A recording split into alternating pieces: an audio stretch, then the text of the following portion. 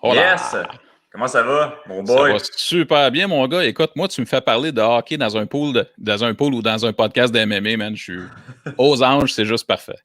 Yes. Ben oui, c'est ça. Aujourd'hui, un épisode un petit peu différent. Je suis bien content. On va recevoir Mathieu Gagnon, qui est un... Là, je ne sais pas comment dire ça, parce que je voulais dire le mot goon, mais je ne sais pas si j'ai le droit de le dire ou si Mathieu va être Ben, Gabin, offusqué. on va lui demander qu'est-ce qu'il en pense. Hein? Qu'est-ce que t'en penses? Salut, Salut, Mathieu. salut. Salut. Ça va, man? Ben oui, ça va très bien. Vous autres, les boys? Ça va Ouais, ça va bien. super bien, mon gars. Merci d'être là. Écoute, c'est-tu encore goon qu'on dit ou maintenant on dit homme de main? C'est-tu péjoratif? Homme de main. Je sais pas, man. Collecteur. Ben, tu sais, Goon, je te dirais, c'est vraiment un style de joueur. Tu sais, un Goon, dans le temps, c'était vraiment le gars qui, s'il embarquait sur la glace, c'est pour se battre. Puis s'il se battait pas, il fallait que tu débarques assez vite de la glace. Puis maintenant, je te dirais, maintenant, ils appellent ça des joueurs tough ou un tough player, un enforcer, je te dirais. Là. C'est vraiment le terme. Tu es un enforcer. Puis, tu sais, nos jours dans le hockey, c'est vraiment les gars qui se battent. Ils peuvent jouer aussi. Ils peuvent. T'as pas à t'inquiéter, ils sont sur la glace. Tu sais. Mhm. OK. Puis toi c'était ça ton rôle, en fait, là. C'est où que tu jouais? Hey, je peux-tu juste faire, moi, une introduction digne d'un gars de hockey pour Mathieu? Ben oui, Chris. Check bien vas-y. ça. Check bien ça. OK. Je vais vous montrer quelque chose. OK? Ça, c'est la casquette des Cataractes de Shawinigan en Ouh. 2009. Mathieu ne jouait pas en 2009 pour les Cataractes. Là où je m'en viens avec ça, c'est que c'était le 40e anniversaire des Cataractes de Shawinigan. Puis Oli, c'est la plus vieille formation, OK, de la Ligue, dans la Ligue d'hockey junior majeur du Québec. Et ils n'ont jamais gagné le championnat de la Ligue à ce moment-là. OK? Yes. Je dis à ce moment-là, mais c'est encore vrai aujourd'hui. Par contre, dans Ah, l'édition, c'est ça, hein, dans l'édition de Mathieu en 2012, eux étaient l'équipe haute qu'on appelle la Coupe Memorial, qui est le plus gros tournoi au Canada, puis une des coupes les plus dures à gagner au Canada. Mais pour te rendre là, Oli, il faut que théoriquement, tu gagnes ton championnat de ta ligue, puis après ça, tu participes à ce tournoi-là. Mais les Cataractes, cette année-là, étaient l'équipe haute. Donc, eux, qui gagnent ou qui ne gagnent pas leur série, ils s'en vont quand même là-bas. Ça fait que dans les fêtes, les Cataractes, super gros club, s'en vont en série, perdent en deuxième ronde. C'est ça, Mathieu? En plein ça. Tu dirais ça, hein? OK. Fait que, Game 7 de la deuxième ronde. c'était hallucinant. Honnêtement, là, je vais pas moi, je me pêcherais là-dedans pendant 4 heures, là, mais c'était hallucinant. Mais les Cataractes ont un méchant club. Ils sont éliminés et ils doivent attendre parce qu'ils vont participer au tournoi de la Coupe Memorial. Ils ont attendu 1 mois sans jouer pendant que toutes les autres équipes finissaient dans les autres ligues au Canada. Puis c'est du quoi, mon gars? Ils sont arrivés au tournoi de la Coupe Memorial puis ils ont gagné la Coupe Memorial après avoir pris un break pendant 1 mois avec, tu sais, je sais qu'Éric Veilleux vous a fait travailler, là. Ça, c'est clair. Tu pourrais nous en parler. Mais là où je vais en venir, Oli, là, ce qui est hallucinant, c'est qu'on est un pool de MMA, on est un podcast de MMA, puis ça fait 2 gars qui ont gagné la Coupe Memorial qui passent ici dans le podcast. Puis t'es le dude au Québec qui suit moins le hockey sur la terre. Yes! Yes, t'as C'est ça, Mathieu Gagnon faisait partie de cette édition-là. Oui. Ah, c'était une année assez spéciale, comme je te dirais. Le mois entre la Coupe Memorial et la fois qu'on s'est fait éliminé dans les playoffs, la Game 7, tellement de choses qui est arrivé. Là. Je pense que ce mois-là, c'était une année d'entraînement condensé en 1 mois. Là. Honnêtement, là, on est allé 1 semaine chez nous, on est revenu, puis on dit si vous n'êtes pas prêts à travailler, ben restez chez vous. Je pense que ça glace 2 fois par jour, le gym.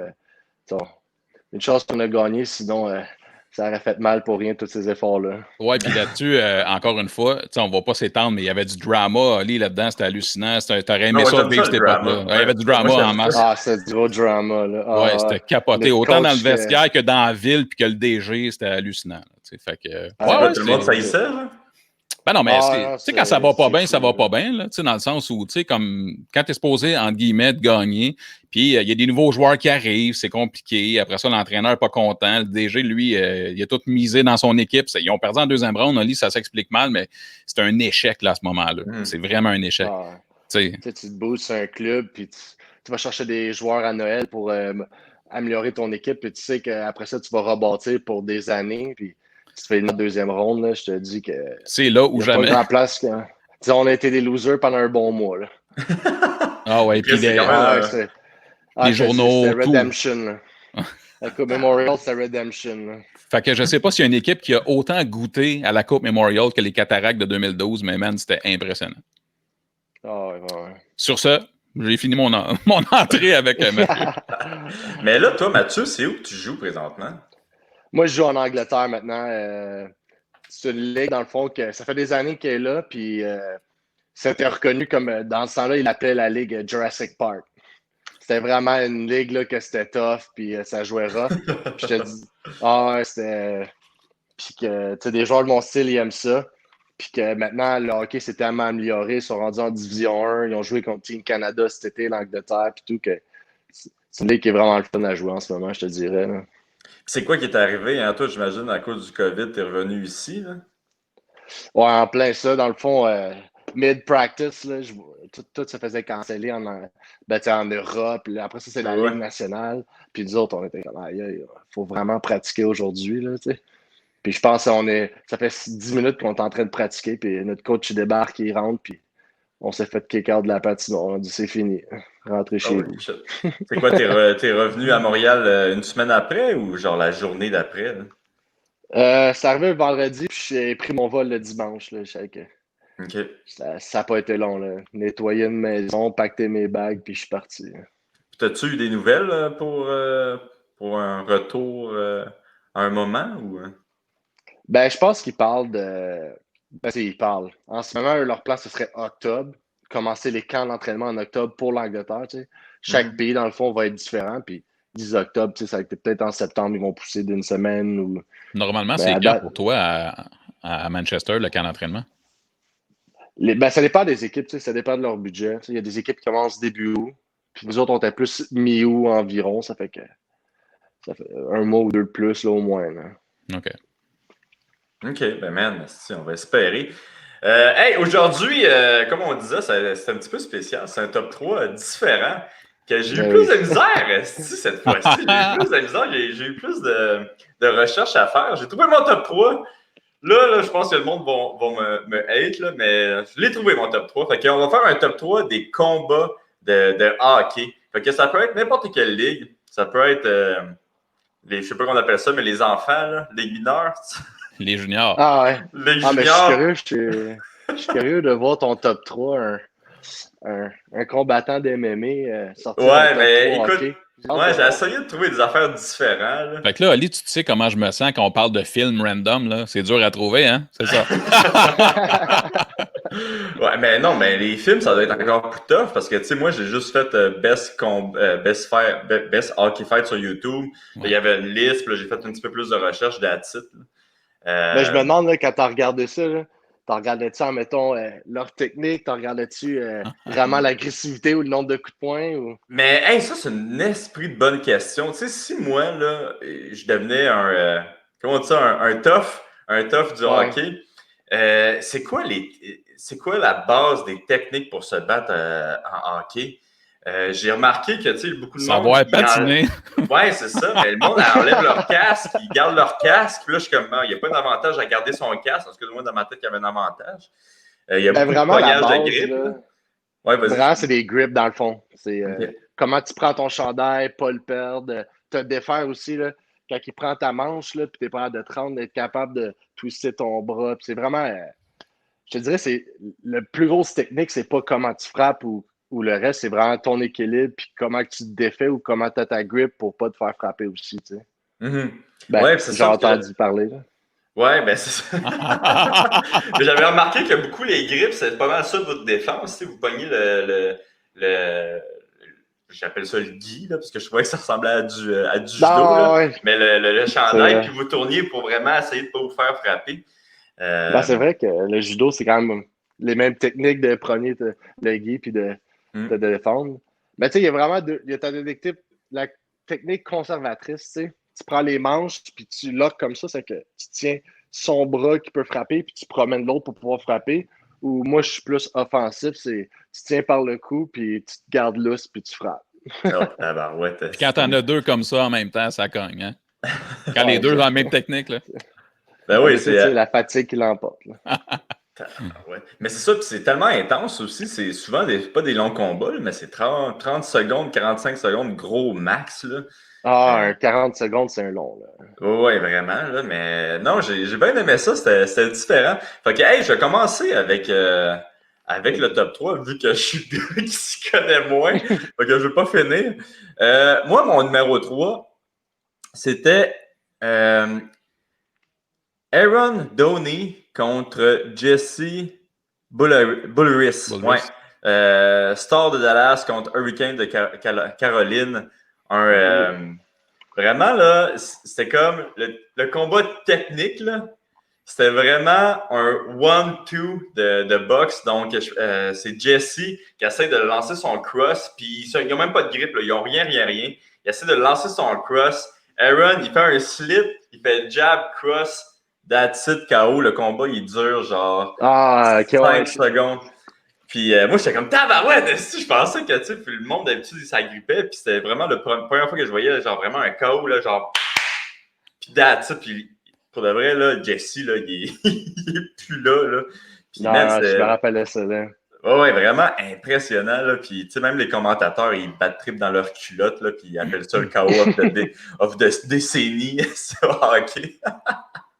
Non, mais je te dirais que c'est le combat le plus proche que du MMA ou de la boxe. Là. Zéro grip, juste un peu de shadow, puis pas. Qu'est-ce qui est beaucoup plus rare, tu sais? Ouais, ben j'en avais trouvé 2-3. Tu sais, je voulais avoir des styles différents dans mon top 3. Là. Mais j'en ai trouvé un autre que c'était un jab. Mais lui, pour de vrai, c'était, tu sais, il y avait un slip. Un slip 1-2. C'est rare que tu vois ça. Là. Fait que j'étais obligé de le prendre en numéro 3. Là.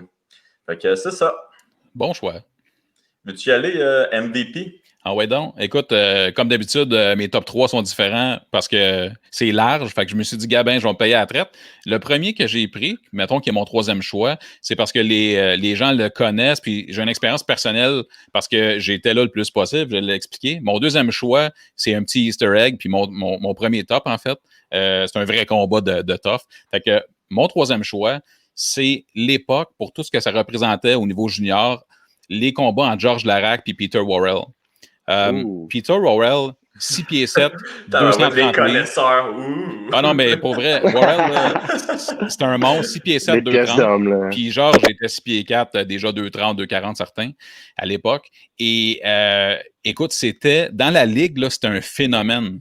Vraiment, les gens allaient voir la game que pour ça.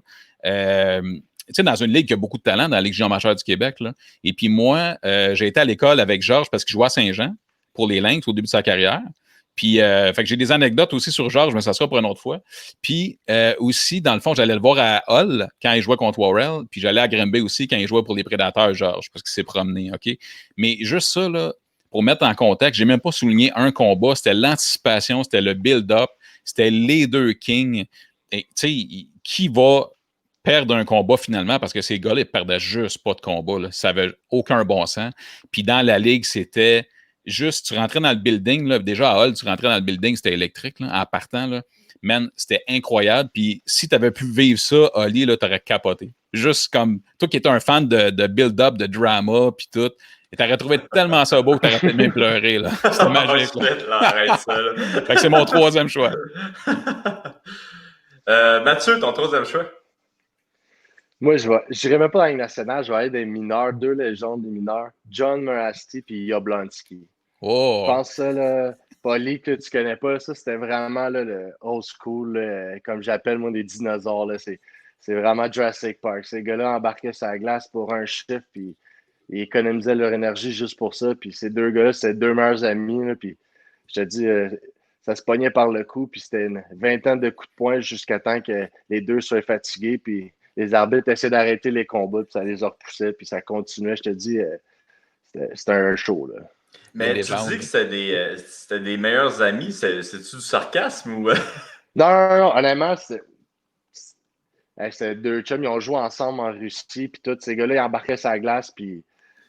Parce que, tu sais, moi, j'ai regardé pas mal tes combats, là, puis j'avais remarqué que souvent, après le combat, c'est que tu donnais une petite tape sur le ventre de ton adversaire, il y avait comme une marque de respect, mais ces gars-là, y avait-tu vraiment du beef ou tu faisais ça pour le show, vraiment? Ben, ces deux gars-là, je te disais, c'était vraiment. Ben, entre eux, c'était pour le show. Tu sais, des fois, c'est. Eux, ils avaient tout le temps des claques. Ces deux gars, quand ils se battaient ensemble, je te dirais, contre les autres personnes, eux, c'est genre deux gars qui donnaient pas de cadeaux. Là. C'était... Tu regarderas une vidéo, là, ils n'ont pas de coups, des pièces d'hommes, puis généralement, ça doit pas être bon pour la santé, comment ils mangent des coups de poing dans une journée. Là. Mais toi, tu prenais tout ça personnel, te battre, non? Non, vraiment pas. Ben, tu sais, des fois, ça arrive que ce soit sur le coup de l'émotion puis tout, mais tu sais, à la fin d'un combat, quand tu t'es battu puis que t'as deux gars qui sont à la guerre, puis après ça, tu peux juste avoir du respect pour l'autre personne. Tu sais les sacrifices puis qu'est-ce que ça prend, puis tu sais, juste l'effort ou que ça soit n'importe quoi, le prix que ça coûte de faire ça, dans le fond, là, tu peux juste respecter ton opponent. Là. Ouais, c'est ça. Puis toi, t'avais-tu des arch nemesis quand tu te battais? Quand tu te bats encore, là, en fait. Là. Mais t'as-tu un arch nemesis que genre tu t'es battu avec lui cette soirée-là, puis t'es comme ah Chris m'a bien. C'était le fun, puis là, je vais me repogner avec lui dans quelques semaines, genre. Oh, ça Un ennemi juré. Ah, ben, ben, dans le fond, quand je suis arrivé en Angleterre, ça l'était, c'est Fitzgerald. On a eu des méchants combats. Tu sais, j'arrive en Angleterre, où c'est une ligue qu'ils adorent les toughs puis tout, puis on m'explique que tu vois, quand tu vas jouer contre Sheffield, qui est notre rivalité, ils ont Fitzgerald leur tough. Puis les fans vont juste attendre ça, tu sais. Puis moi, j'étais comme, wow. J'étais comme, tu sais, je savais qu'un point de vue aussi, quand on me signe, c'est aussi pour ma toughness. Puis quand j'arrive là, tu sentais le build-up. Avant les games, on me parlait tout le temps, on disait hey, t'as-tu hâte que Fitzgerald vienne jouer à l'arena? Puis, tu sais, les mythes, t'entends parler, puis tu connais même pas le gars. Là, il t'a même pas fait chier, tu sais. Puis j'ai toujours rappelé ce combat-là. J'arrive à notre arena, c'est plein, peut-être 8 à 10 000 personnes. Puis j'arrive devant le net, Fitzgerald, puis là, j'ai dit, faut que je le fasse le plus vite possible. Je pense qu'on venait de scorer un but, puis j'ai quand même droppé avec. Ah ouais? Puis j'ai toujours m'en rappelé, il m'a donné une shot avec son gars en face. Puis ça m'avait comme fâché sur le coup. Puis tout de suite après, j'ai donné une bonne right. Puis il a droppé tout de suite après un coup de poing. Il a droppé tout de suite sur le coup. Puis j'étais comme, je t'ai fait une célébration. Là, c'était limite gênant. Tu sais, je me prenais avec mon doigt comme ça. Puis j'étais comme, j'ai jamais fait ça de ma vie. Puis juste après ça. Ton doigt comme ça, genre en finger? Non, genre un numéro 1. Genre, ok. C'est une Sterling, genre de limite. Après, j'en ai yes, c'est fuck you. Non, mais tu sais, je me suis fait niaiser. Mais tout ça pour dire, ce gars-là, j'ai jamais été capable de finir un combat avec lui.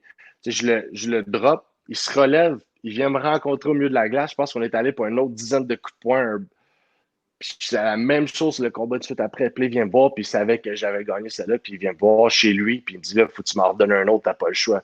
Oh wow. Puis là, c'est là que ça a parti notre rivalité. Puis là, je m'en vais chez lui, il commence le combat, je suis en fin de shift, un peu fatigué, c'est pas l'idéal de me battre. Puis les marades disent c'est là. Puis je dis prochain shift, je veux te voir. Puis là, il me dit là, puis j'y en dois une, tu sais. Surtout après la célébration, j'y en dois une. Puis j'y en connecte une bonne, je le drop encore. Puis là, je suis comme, oh, je l'ai encore droppé, mais moi, mon réflexe, c'est comme d'arrêter vite. Il se relève encore, il m'en donne une. Puis là, il se relève encore. Puis là, je suis comme un peu sur le choc. Il m'en redonne une. Puis là, je vois juste rouge dans ma face. Puis là, je suis comme, tabarnouche, c'est lui qui doit saigner. Je viens juste de le dropper. Moi, j'arrive, là, je me retourne vers les arbitres. Puis là, je suis comme, il y a quelque chose qui marche pas, tu sais. Tu vois juste moi qui se retourne un peu, qui s'ouvre, puis qui se bat plus vraiment. Puis c'est comme de fois quand tu m'avais vu au vert papillon, tu m'avais dit ma cicatrice dans le front, mais en frappant, son coude m'avait transpercé tout le front. Puis je pissais tellement de sang que je voyais plus rien. Puis moi, j'étais sûr, je venais juste de limite almost, je l'avais juste knockdown. Puis je dis, le combat il est fini. Puis tout ce sang-là, ben, ça venait de ma face. C'est quoi le nom de ce gars-là? Zach Fitzgerald. Ok, ouais, c'est ça. Là, en passant tous les combats qu'on parle présentement, là, on va le mettre en lien sur la page YouTube. Fait que le monde va pouvoir aller voir tous les combats qu'on parle. Puis on va mettre ce combat-là aussi, Mathieu, contre Fitzgerald. En plus, c'est con, j'avais des questions sur ce combat-là. Fait que c'est bien fun que tu aies répondu à ça. Mais ouais, t'avais l'air d'avoir une grosse rivalité. Puis le combat que tu parles, là, c'est vraiment fou parce que tu vois clairement que tu le drops. Tu drops Zach. Puis genre, comme il tombe à genoux, puis il essaie de se relever, esti, puis c'est comme weird parce que tu te tournes, comme que je disais tantôt, tu sais, avec la défense, puis on voit pas le sang, par exemple. Puis tu t'en vas tout de suite en arrière, là, après. Là. Mais, Ouais, c'est ça, mais plus loin, quand je vais chercher une photo, ben même si tu checkes un peu plus loin, il y a des vidéos, tu vois que j'ai le sang, là, je vois plus rien. Puis moi, mon réflexe, c'est tu viens de dropper quelqu'un, c'est impossible que ce soit ton sang à toi. Là, Puis l'arbitre, elle me regarde, puis elle fait: tu t'en vas où? Là? Toi, tu t'en vas dans la chambre, là, ton front est ouvert. Là. Je suis oh, shit. Mais ouais, je l'avais pas mis dans mon top 3 parce que je voulais pas avoir l'air de l'esti têteux qui te met dans le top 3. Là. Ben non. Mais mon numéro 2, je vais aller avec mon numéro 2. Je suis comme obligé de le mettre, là, en fait. Là. Je me sentais obligé. Parce que le monde du MMA m'aurait hate. Fait que c'est Steve Bossé contre John Mirasti. C'est ça comme ça qu'on le dit? Ah, appelez ça. Ouais. Fait que c'est un combat, Chris. Si vous avez aimé le combat de Don Fry contre Takayama, là, c'est exactement ça. Il se pogne par le collet, il se frappe pendant un bon 30 secondes.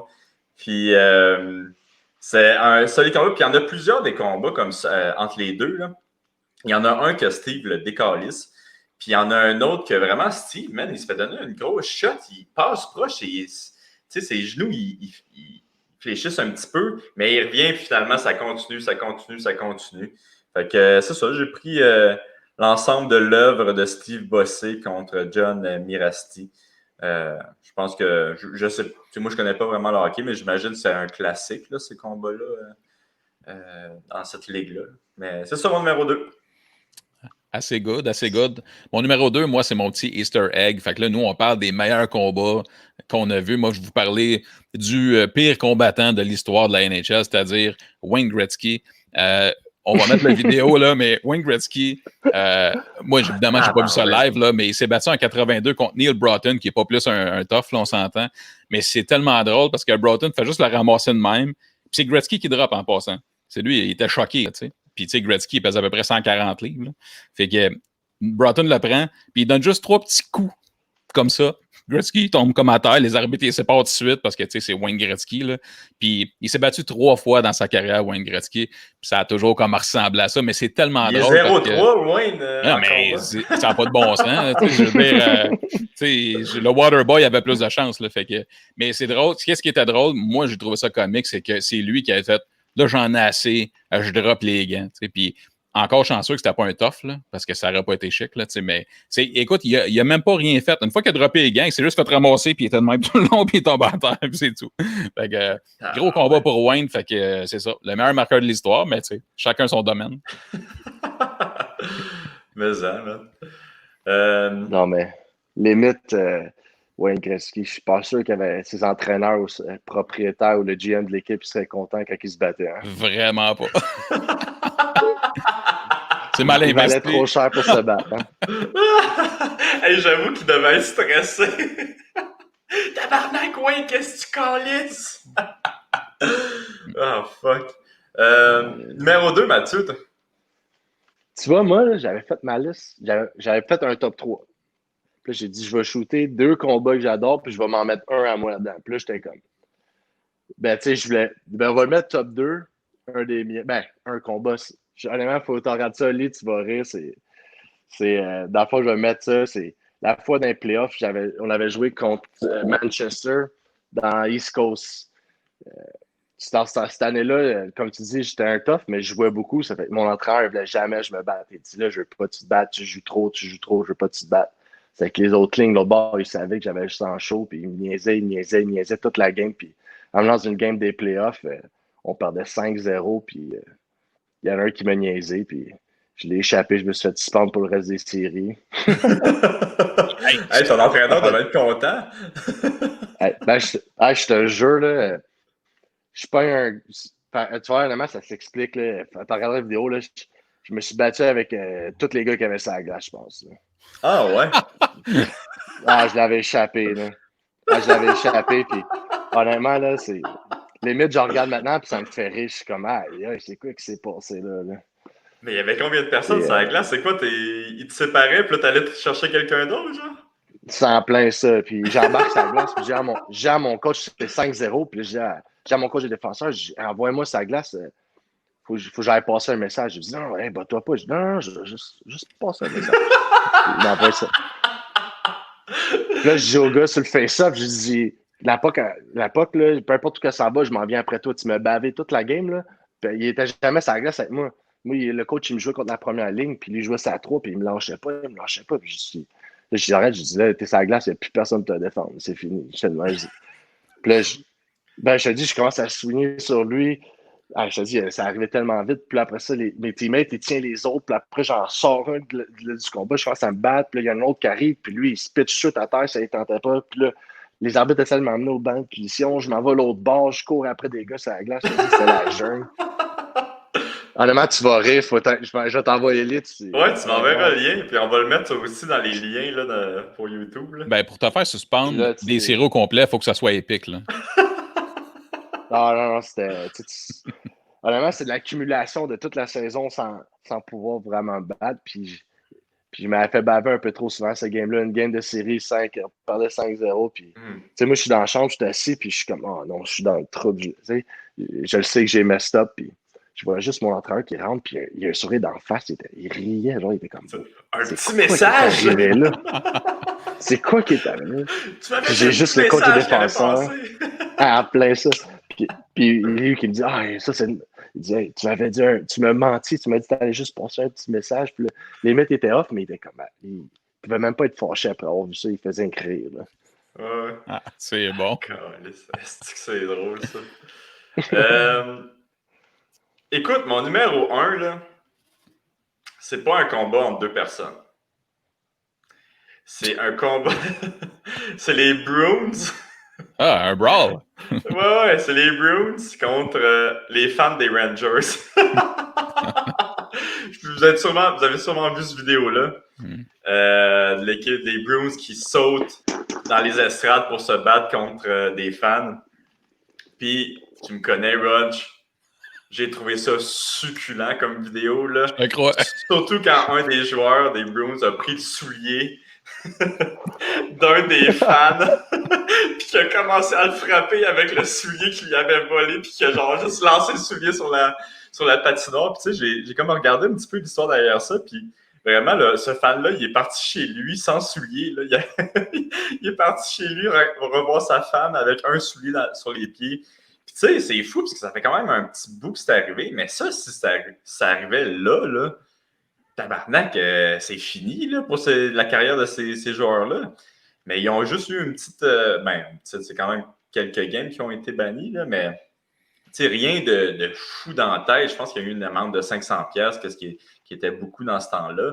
Mais quand même, ils s'en sont tirés quand même pas si pire. Ils sont genre 5 dans les estrades en train de se battre contre les fans. Moi, j'ai trouvé ça malade mental. Donc, c'est ça mon numéro 1. C'est un bon numéro 1. Ça fait slapshot pas mal.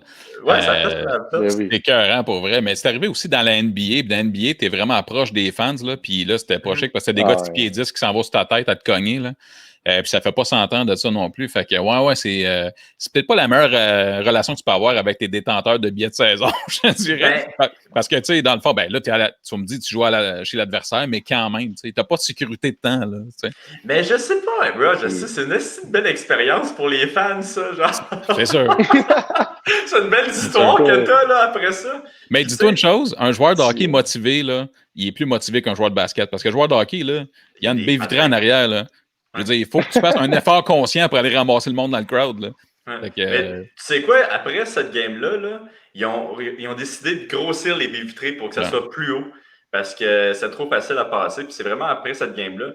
Puis l'autre affaire aussi, c'est que après cette game-là, quand les Bruins revenaient là, voir les Rangers, les Bruins avaient des policiers qui les suivaient pour les protéger.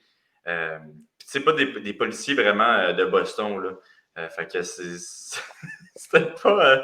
ça devrait pas être super nice. Qu'est-ce qui serait le plus entertaining, je pense, là, c'est un joueur de NBA qui est dans les estrades puis qui sait pas qu'il y a un black belt dans les estrades, Oli qui est en train d'écouter une game de basket, puis Oli qui se fait souligner, puis tu vois juste qu'il pogne, puis il fait un choke, un rear naked choke, puis il l'endort dans les estrades. Hey. Ça, c'est genre mon rêve, OK? Les 10 dormir. Comme dirait Oli, comme un rat. Comme un rat? Ben ouais. Non, c'est parce que tu disais ça à un moment donné quand t'étais Dorman. En tout cas, Ah oui, c'est ça. Hey, c'est vrai, je faisais ça comme un rat. J'avoue, même moi, j'attaquais ça. Le monde par derrière, puis j'ai choqué. Je suis pas sûr que ça passerait si bien, surtout maintenant. Là. Mais, mais tu sais que t'as soigné. Ouais, non, mais c'est parce disons qu'il y avait une bouteille dans les mains, puis il essaie de souligner un autre Dorman. Moi, j'arrivais tel un rat en arrière pour les choquer. Mais, mais c'est ça, c'est ça mon numéro 1. C'est excellent. Moi, mon choix numéro 1, c'est un vrai combat, là, ce coup-là. Là, c'est Bob Probert contre Marty McSorley en 94. Bob Probert, c'est un de mes goons préférés de l'histoire. C'est une légende, ce gars-là. T'sais. Puis Marty McSorley, c'est vraiment un tough aussi. Là. Et puis, ce combat-là, tantôt, au début, là, quand tu parlais, Mathieu, avec Oli, on parlait d'un combat de 30-40 secondes. Là, c'est long. Ce combat-là dure 1h30, 1h40 à peu près. Et ça swing constamment. Puis à un moment donné, Probert drop McSorley. McSorley se relève. Et McSorley, écoute, il n'y a plus de chandail, ça fait longtemps. Ses deux épaulettes sont d'un bord. Puis ça continue. Et Probert le martèle, mon gars, c'est hallucinant. Puis après ça, quand t'es à peu près 1 minute in, là, c'est McSorley qui se met à comme up, et il se réveille un peu, qui se met à cogner. Écoute, mais ça n'arrête pas. C'est pas juste que ça a duré 1 minute 30, 40. C'est que ça n'arrêtait pas. Puis pour vrai, ça a arrêté parce qu'à un moment donné, les arbitres ont fait « Ouais, je pense qu'on va y aller ». Parce qu'ils s'assoignaient. Ils sont rentrés pendant que les gars se tapaient encore dessus. Pour vrai, c'était écœurant, c'était violent. Là.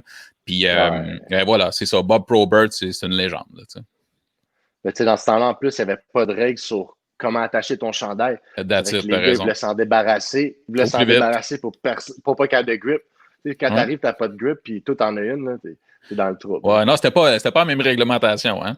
Mais c'est quoi ça? Il n'y avait pas de règle pour attacher son chandail. Maintenant, il y a des. Je ne suis pas sûr de quoi. Maintenant, tu as une strap arrière. Okay. Si tu ne l'attaches pas, tu as un 10 minutes supplémentaire. Dans le fond, ce strap-là a fait que tu ne peux plus enlever ton chandail. Avant, les gars, là, ils défaisaient leurs épaulettes. Limite, ils attachaient même pas. C'est quelqu'un qui se battait. Puis que le gars essaie d'avoir sa grippe pour l'avantage, comme j'ai expliqué au début. Mais ces gars-là, ils passaient leur tête, puis tout passait, les épaulettes, le chandail. Puis tout arrivait. L'autre, il a les épaulettes dans les mains, puis lui, il a ton chandail dans les mains comme ça pour te frapper. C'est que les gars, il n'y avait plus de grip pour se pogner. C'est que là, maintenant, on met des règles, ils appellent ça des tie-downs. C'est que tu achètes tes culottes. Dans le fond, ton chandail t'achète après tes culottes. C'est qu'il ne bouge plus, là. Tu ne peux plus l'enlever. Ouais, puis 10 minutes, ça coûte cher. T'sais. Ça fait que t'as pas le choix. C'est long, c'est long. Mais puis ça, c'est juste un avantage quand tu te battais le chandail ou il y avait d'autres avantages à avoir un chandail? C'était vraiment juste pour se battre. Mais puis avant... Comme je disais dans le temps, là. Vas-y. Comme dans le temps, là, c'était vraiment, là, ces gars-là, ils savaient. Là, ils allaient sur la glace, comme tu disais, là, puis ils savaient. Admettons, Probert, lui, c'était un bon joueur hockey, mais il y en avait que l'équipement était fait pour se pogner. Là. Ben, tu sais, dans le temps, Oli, là, dans les années 80, là, un vrai goon, un gars qui n'a pas de talent, lui, il arrivait, là, puis la première chose qu'il fait, c'est qu'il se déshabillait, là, il enlevait ses coudes. Tu sais, je veux dire, t'enlèves, puis après ça, comme il dit, après ça, le gars t'arrache tout ce que t'as sur le dos, puis t'es bien plus free après, anyway, pour te battre que le gars qui est pogné comme Robocop dans son kit. Là, t'sais. Puis, y avait-tu d'autres dirty tricks comme ça pour un brawler qu'il pouvait utiliser? Ben, le truc du chandail, les épaulettes, je savais que du monde, c'est des clips. Quand t'arrivais, ça se défaisait. Y a-tu du monde qui arrivait avec des trucs sur les knuckles ou comme dans Snapchat? Non, mais Snapchat? tout de suite, tu pouvais même pas avoir de tape sur tes mains. Tu sais, même si t'étais blessé, là, je me rappelle, là, à un moment donné, j'avais des points de suture sur les doigts, puis un gars qui me lâchait pas de la game, je suis arrivé sur le banc, puis tu peux même pas te pogner avec un plaster sur les doigts. Là. C'est que tu t'arrives, tu l'enlèves, puis c'est vraiment checké. Là. Incroyable. Puis là, je vais encore parler du casque, là, excuse-moi, là, parce que moi, à chaque fois que je vois un gars frapper un autre gars avec un casque, là, ça me fait peur. Là. Mais y avait-tu beaucoup de mains cassées? Y avait-tu y a-tu une technique spéciale pour pas se casser les mains? Ou, c'est trop. Mais tu sais, comme dans. Mais tu sais, quand par respect au début, tu sais, moi, t'enlèves ton casque et tout. Puis même, limite, des fois, quand tu te fais frapper dans le viseur, ton casque, il relève, puis ta visière, elle vient juste te couper, tu sais. Limite, ça te fait mal à toi puis à l'autre. Souvent, le monde enlève leur casque. Mais qu'est-ce qu'il y avait de dangereux que la Ligue nationale ou les professionnels essaient d'enlever, de bannir pourquoi les casques, c'est que si tu te faisais un hockey ou si tu tombais, tu te cognais la tête direct sur la glace. Ouais. Ça fait que ça crée des grosses blessures, mais tu sais, peu importe, je pense, avec ton casque, si tu tombes, tu tombes. Là, il s'en va. Ça fait que ils ont créé des règles, puis le monde sont allés alentour des règles.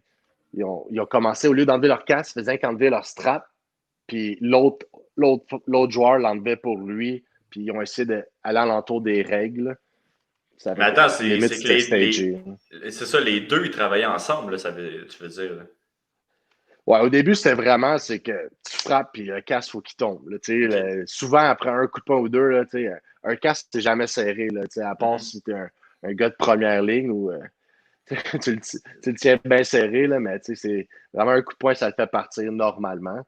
Mais souvent, il y a des gars, comme tu dis, ça pourrait être un cheat. Les gars, ils gardaient leur casque bien serré pour ne pas le perdre, là, mais souvent, à un moment donné, c'est l'autre qui l'enlevait pour toi, puis après ça, là, tu te battais ou tu l'enlevais toi-même. Puis tu sais, c'était une époque aussi dans le temps où le gars, il avait la strap quasiment ici, là. Où tu sais, c'était comme exagérément, là. C'était hallucinant. Elle était là juste parce qu'elle était obligée. T'es obligé, ouais. OK. J'avais une autre question avant de continuer, excuse. Mais non, vas-y. L'autre affaire là, qui me faisait battre triper en regardant ces combats-là, là, c'était les brawls. Là, souvent, tout le monde tombe, puis ils sont par terre. C'est pas dangereux aussi de se faire couper les doigts par les patins ou. Ça, moi, j'étais tellement stressé à chaque. Je te dirais, j'ai jamais vu arriver. Tu sais, j'ai déjà un coup de patin en face. Ça serait même pas dans un combat, mais tu sais, non, on dirait que, tu sais, les gars, là, c'est comme une habitude ou un réflexe, tu le sais quand même. Mais c'est vrai que j'ai jamais pensé à ça, tu sais, en tant que joueur hockey, tellement habitué d'être autour des patins et tout, que non, j'ai jamais pensé vraiment, là, mais j'ai des coupeurs, je te dirais que les coupeurs que j'ai vus, c'était pas en se battant ou des brawls, là. OK. Puis, moi, il faudrait que tu apprennes des kicks ici pour avoir des. Couper la. Si j'étais capable de lever ma jambe un peu, peut-être, là, mais elle lève pas très haut, là. On t'est rendu à qui, là? Il manque le top 1 de Mathieu. Yes! En plein ça. Moi, je vais aller encore avec Bob Probert. Bob Probert contre Ty Domi, deux légendes. That's right. Ces gars, que tu regardes ces gars-là se battre, c'était du open, c'était un show, mais qu'est-ce qui était plus impressionnant, c'est que Bob Probert pouvait jouer au hockey, là, c'était un méchant joueur de hockey, mais une pièce d'homme, puis t'avais Ty Domi, un petit frère. C'est comme si tu voyais un middleweight, ça allait se battre contre un heavyweight, là, puis c'était impressionnant, là, comment qui standait devant des gars gros comme ça, puis qui switchait left, gauche, puis tu regardes un de leurs combats là, que je regardais un matin en m'en allant en auto, là, puis j'étais comme, ça switchait de gauche à droite, c'était technique, mais tu sais, quand plus il était petit, puis il se battait contre des gars de 6 pieds 5, 6 pieds 7, là, il n'y avait pas le choix d'être technique, là. Vraiment. Des beaux souvenirs, ça, pour vrai. Puis ces gars-là étaient tellement fiers aussi, tu sais, de cette portion-là de leur game, tu sais. Puis, tu sais, Domi aussi, c'est un gars qui jouait au hockey correct, là, tu sais, c'était pas un vilain joueur. En plein ça aussi. Fait que c'est rare. Ça, c'est une breed qui existe plus maintenant ou très peu, là. Mais c'était écœurant pour ça aussi. C'est genre, t'avais le level de combattant sur la glace, mais aussi, il jouait très bien au hockey. Probert, méchant bel exemple aussi, tu sais. Ouais. Non, mais moi, il va falloir que je regarde tous ces combats-là. Là. Si, Pas le choix. La moitié des combats que vous parlez, je suis comme, ouais, OK. Avant de te laisser partir, j'ai quelques questions pour toi. Puis, la première question, c'est toi, tu fais-tu des entraînements complémentaires pour justement te battre? As-tu fait des combats, des entraînements de boxe? Je sais que tu as déjà fait des entraînements de MMA, tu es déjà venu avec nous. Ben, je te dirais, je l'ai fait plus par. Ben, honnêtement, j'en ai fait très peu. Tu sais, je me suis pogné quand même souvent dans ma carrière de hockey. Puis même que limite, il y a souvent du monde qui pensait que j'en faisais, mais j'en ai pas fait tant que ça, honnêtement. Tu sais, je focusais plus sur ma game sur ma game de hockey que le combat. Puis le combat, c'était vraiment par peu plaisir. Tu sais, j'allais pas dans un gym. Tu sais, comme quand je suis venu t'entraîner avec toi, Ali, c'était vraiment par peu plaisir de voir le sport. Puis, tu sais, limite s'amuser. Puis sortir de ta zone de confort, tu sais. C'était vraiment pas dans mon mindset, c'était pas plus comme je vais aller là, ça va m'aider pour le hockey. Ben, même si ça allait, tu sais.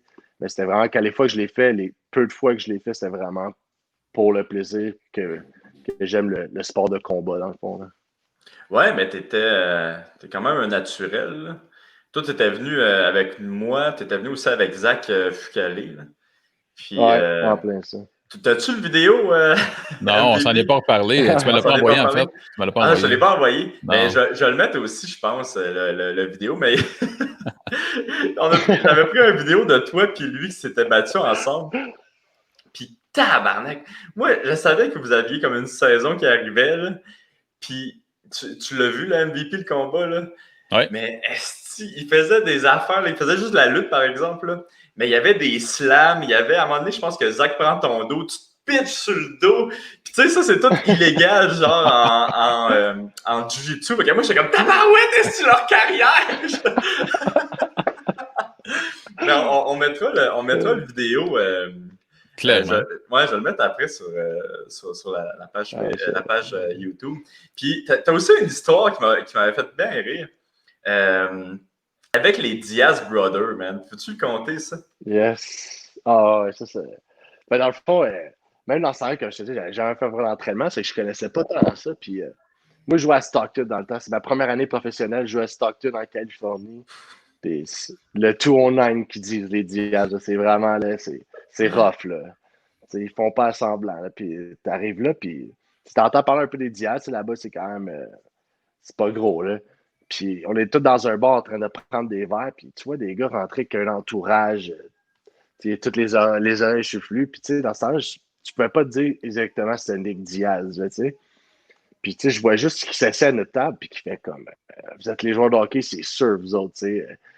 Gang de gars qui a l'air des joueurs de hockey, là, cheveux longs, casquette, puis en Californie, ça stand out, là. Puis il fait juste, un des gars, il fait, c'est qui est tough ici? Puis les gars me pointent à la table, ils sont comme, c'est lui notre tough. Puis il y a Nick Diaz qui me regarde, il fait comme, tu t'en viens avec moi. Je suis comme, oh, ramasse au bord, des tequilas, ramasse dans un char. Je me ramasse dans un party dans le milieu de Stockton, qui n'est pas un quartier très safe, dans une maison remplie de personnes que je connais pas. Je te dis, limite, j'avais peur. J'étais comme, aïe, aïe, aïe, c'est où qu'on m'emmène? Mais tu sais, t'as Nick Diaz qui dit de le suivre, t'es comme, ah, je m'en viens, là. Puis c'est ça, ça a fini cette soirée-là. Échange de numéros, on jase, on prend un coup avec tous ses amis, puis on a du fun. Puis t'as tous mes coéquipiers qui me textent, puis sont comme, ah, qu'est-ce qui se passe? Puis magané, j'arrive à pratique. Hey, là, c'est en plein ça, mes roommates sont comme, hey, t'es-tu correct? Le même matin, j'arrive dans la chambre d'hockey, puis ils sont tous comme, hey, c'est quoi qui s'est passé? Il faut que tu m'expliques. Échange de numéro, follow sur Instagram, je me rappelle même pas de ça. Je me rappelle le même matin, je vois Nick Diaz sur Instagram, puis là, je dis, demain matin, ça va sûrement plus se rejaser. Puis moi, j'étais dans une blessure, j'avais blessure au jeu, ça faisait peut-être un mois que je faisais plus de sport, puis là, je reçois un texte, il me dit, tu viens-tu t'entraîner aujourd'hui? Je suis comme, oh, ben, il dit, je suis blessé au genou, mais 2, 3 semaines, ça serait pour être le fun. Puis, comme de fait, dans 2, 3 semaines, il me renvoie un message, puis il me dit, OK, je il m'en s'est viens voir votre rappelé, game à genre, ce soir. il avait comme son calendrier, il Non, avait mis un cercle, style des X, pour compter les. non, mais limite, je pense que je l'avais invité à venir voir une game. J'avais dit, tu sais, je vais Ah. shooter ma shot, tu sais, pour que ça rappelle. Je pense que j'avais shooté, genre, tiens, tu vois une des games, puis là, il était mort, tu mettras des billets, puis tout. Puis, tu sais, je me rappelle même pas s'il était venu, puis là, quand on a fait la possibilité, tu viens t'entraîner. Puis, je suis comme, OK, puis tire son adresse, me texte, puis il me dit, viens me rejoindre à cette adresse-là, j'arrive chez lui, puis ces gars-là, c'est des freaks d'entraînement, là. Tu rentres chez lui, là, t'as des vélos bord en bord des murs accrochés, puis c'est limite juste un gym, là. Puis, Wow. puis moi, je suis nerveux. Je suis assis dans le divan, puis je m'en vais m'entraîner avec ces gars-là, puis je suis comme, oh. Puis là, il me regarde, puis il m'explique tout que la viande aux États-Unis, puis il fait tout importer. Il dit que la viande aux États-Unis, c'est poison pour toi, puis il y a toutes ces herbes, puis tout. Puis moi, j'écoute, puis je suis comme, OK, OK. Puis Ces il herbes, s'en tu va veux dans dire son son jardin. pote, genre? Non, non, mais vraiment des gouttes. Puis là, c'est ça qu'il me dit. Puis là, il dit, tu fumes-tu? Je suis comme, non, je fume pas. Puis il m'a dit, moi, je vais aller à mon jardin, je vais fumer un peu. Puis je dis, genre, ah ouais, tu fumes avant de t'entraîner? Il dit, ouais, ça me relaxe parce que si on se perd en plus, puis tu me pognes, il dit, moi, ça me garde relax parce que j'aime pas ça me faire frapper dans les pratiques, je viens fou. Il me dit ça. Puis là, hey, je te dis, j'étais assis, j'étais comme, ah, il fume, continue. C'était fou. C'était fun, mais T'es-tu c'est une entraîné? expérience, ça. Ouais, t'as-tu fait du sparring avec? Ouais, limite, au début, on faisait un peu de sparring, mais lui, je pense qu'il est dans une zone qui s'entraînait pas. Je pense qu'il s'entraînait limite juste pour un Ironman qu'il allait faire. Hmm. Puis quand je suis arrivé là, il a sorti les pads, puis tout. Moi, je pensais que ça allait être un groupe workout, puis tout. J'arrive là, on est deux, puis lui, puis Nate qui est à côté, qui fait un cours de jiu-jitsu. Puis là, je suis comme, je suis nerveux, là. Mais Puis là, c'est je fais chez du lui, pad avec genre? lui. L'Odai, dans le fond, au gym où il OK. s'entraîne. OK. L'Odai, dans le fond, c'est la petite ville à côté de Stockton, puis Hmm. c'est peut-être 5-10 minutes, puis il m'a amené à son gym, puis c'était drôle parce que juste après, tu sais, quand on regarde les histoires des Diaz, ils parlent tout le temps que comment Nate avait commencé à faire du jiu-jitsu. Dans le fond, le trainer, il payait un burrito après. Puis on a fait le classique, là. On a fait le classique, là. Un petit entraînement, on est allé au stand de burrito après l'entraînement à manger. Puis... T'as vécu ça? Ah ouais, c'était drôle. Vraiment, c'est quelque chose de spécial, là. Incroyable, man. Bon. C'est quand même vraiment nice, là. L'autre question que je voulais te poser, c'est, tu sais, tu disais que tu jouais en Angleterre. Là-bas, t'es-tu vu comme l'espèce de tough Canadien qui vient péter des gueules? T'avais-tu comme une espèce de réputation qui en arrière de toi? Ben, tu sais, comme quand tu changes de ligue aussi, ben, tu sais, il y a tout le temps une réputation. Le monde, il sache. Tu sais. Le hockey, c'est quand même c'est un petit monde. C'est niaiseux à dire, là, c'est un petit monde. Le monde, ils savent. Là, tu sais, t'es un bad teammate, t'es un tough. Tout le monde le sait. Tu t'embarques sur une glace, là, le monde, ils savent t'es qui. Là. Surtout le top, là, tu sais, ils savent c'est qui sa glace ou quelqu'un qui peut se défendre aussi. Là.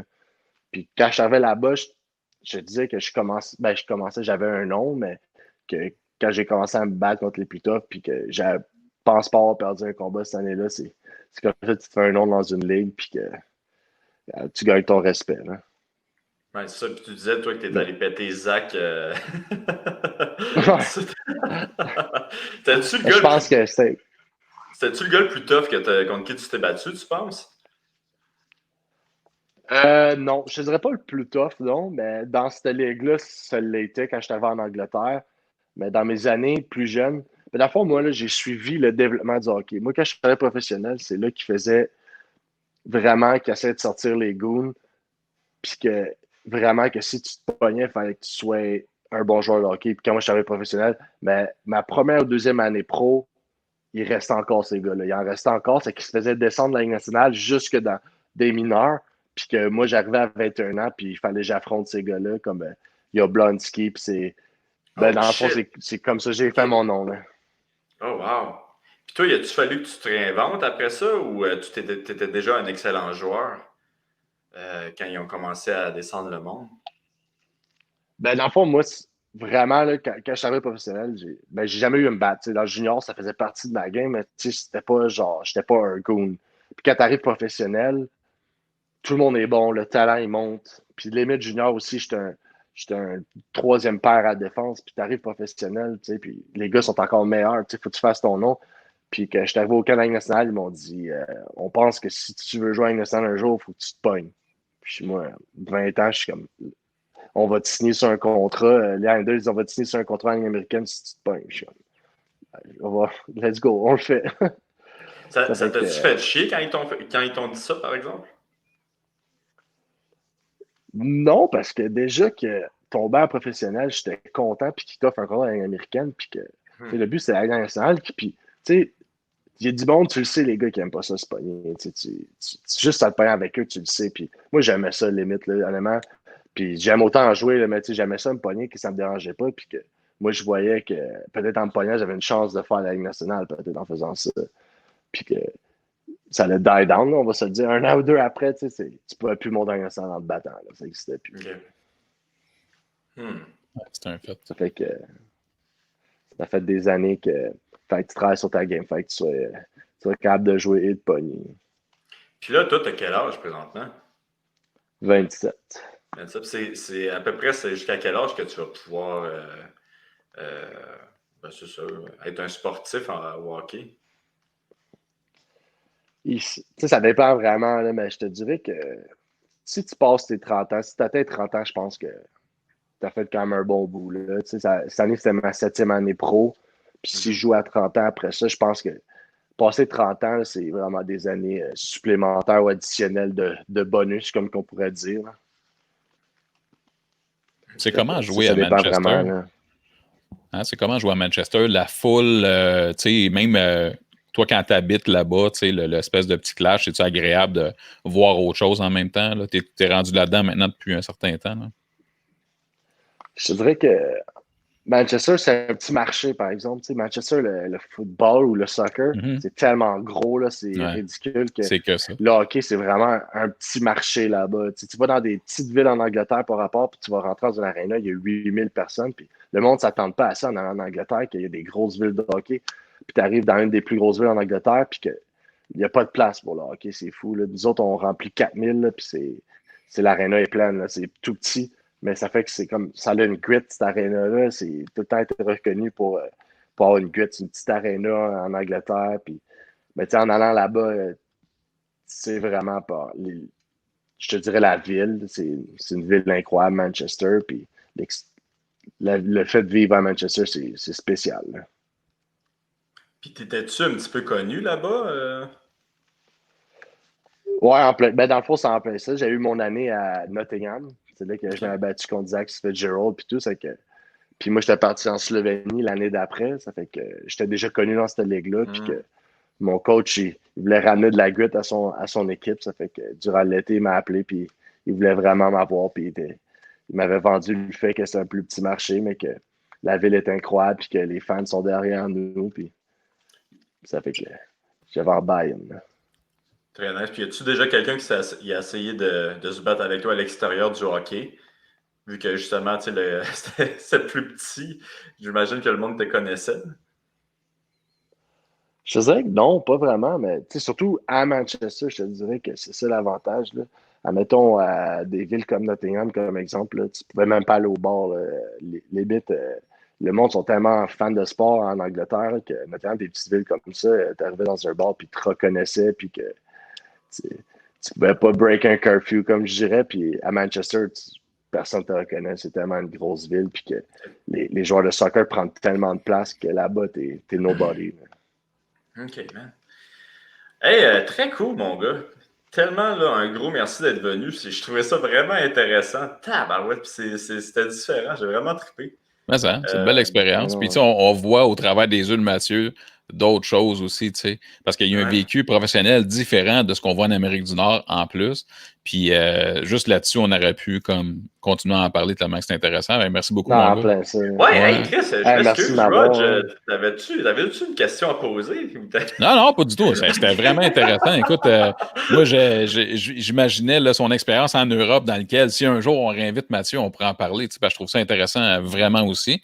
De sa perspective, c'est pas un voyageur. Ça reste que c'est un joueur de hockey qui joue dans un marché qui n'est pas le hockey. Tu sais, quand tu joues à Manchester, tu as les deux des plus gros clubs de soccer au monde là-bas. Ça n'a rien à voir. Là, fait que c'est vraiment cool. Fait que je suis content. C'était une méchante belle visite. Yes, merci. Merci d'avoir les boys. C'est mon plaisir. Yes. Puis, est-ce que le monde peut te suivre à quelque part? As-tu quelque chose à plugger? Toutes mes handles, Instagram, Twitter, n'importe quoi, c'est Gags, GAGZ 55. C'est ton surnom, c'est pas mal quand ça. tu joues? Ouais, en plein ça. Les Anglais, disons, c'est un peu compliqué de dire Gagnon, c'est que ça a commencé Gags, ça fait que ça a toujours resté. Très nice. OK, cool. Je suis un petit peu déçu de toi, MVP Rush, parce que tu n'avais pas préparé le petit truc pour défiler en dessous, là, avec son handle. Là, mais avec son ouais. C'est décevant, surtout quand tu n'as pas l'information avant. Hey, merci beaucoup, Mathieu, d'avoir été là. Merci, boys. N'importe quand. Ciao.